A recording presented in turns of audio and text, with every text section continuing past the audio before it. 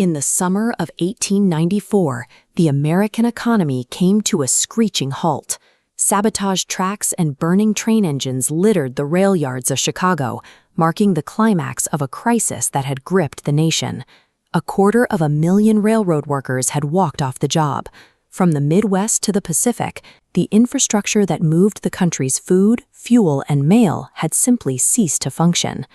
The federal response was like nothing seen before. President Grover Cleveland deployed the United States military to the Chicago rail yards, sending armed soldiers to reclaim the tracks from their own fellow citizens.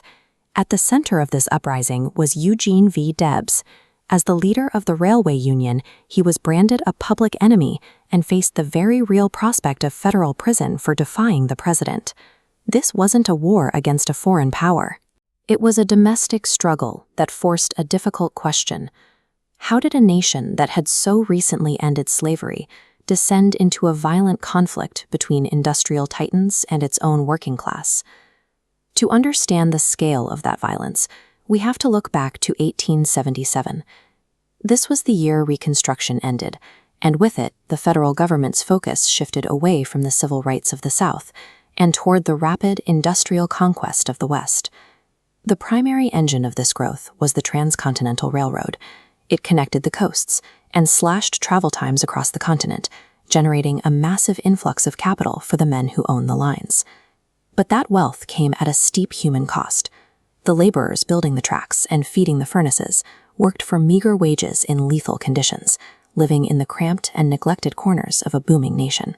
By the late 1800s, the prosperity of the Gilded Age had become inseparable from the exploitation of those who sustained it, creating a structural imbalance that left workers with few options besides total resistance. While industrial profits climbed at a nearly vertical rate, wages paid on the factory floor barely moved. Behind that flat line were lives spent with no weekends, no minimum wage, and no safety regulations to prevent thousands of workplace deaths every year. In 1886, thousands of workers gathered in Chicago's Haymarket Square, asking only for the right to an 8-hour workday and a life outside the factory. The rally ended in tragedy.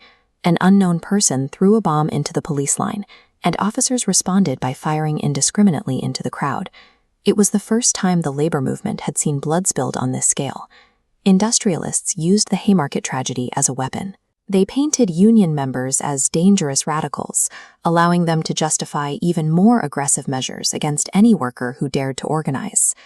By 1894, industrial power was concentrated in men like George Pullman. He held a total monopoly over the luxury sleeping cars that were essential to long-distance rail travel. Pullman took his control a step further by building a company town.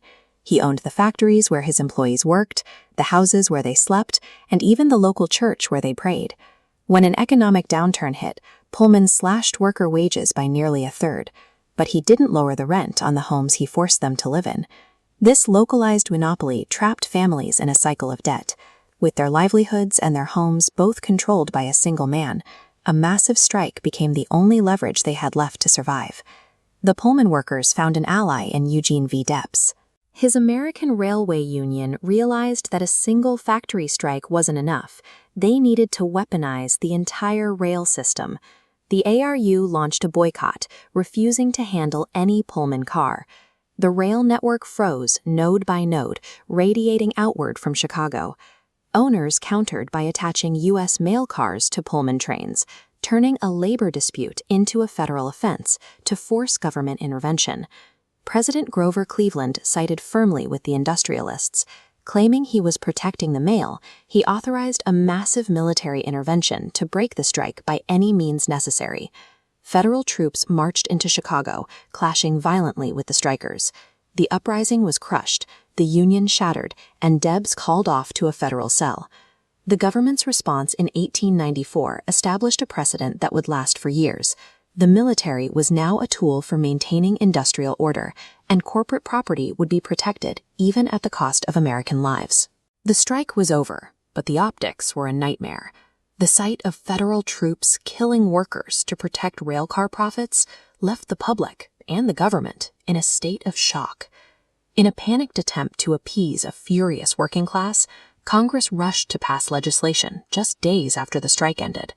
They created a national holiday, Labor Day, as a peace offering to the people they had just suppressed. Eugene V. Debs walked out of prison with a new perspective. He realized that until workers had a seat in the halls of government, they would always be vulnerable to the bayonets of the state. The clashes of the Gilded Age provided the specific social and legal framework for the protections that followed. The violence forced the country to recognize that labor was not just a commodity, but a pillar of society. Over the following decades, the demands of the strikers became the law of the land. The 8-hour workday, strict safety regulations, and the 2-day weekend were all born from these early, desperate battles. Today, we often see Labor Day as nothing more than a long weekend or a final summer barbecue, but it is actually a monument to the citizens who bled for a fair share of the American dream, proving that the weekend was never given, it was earned.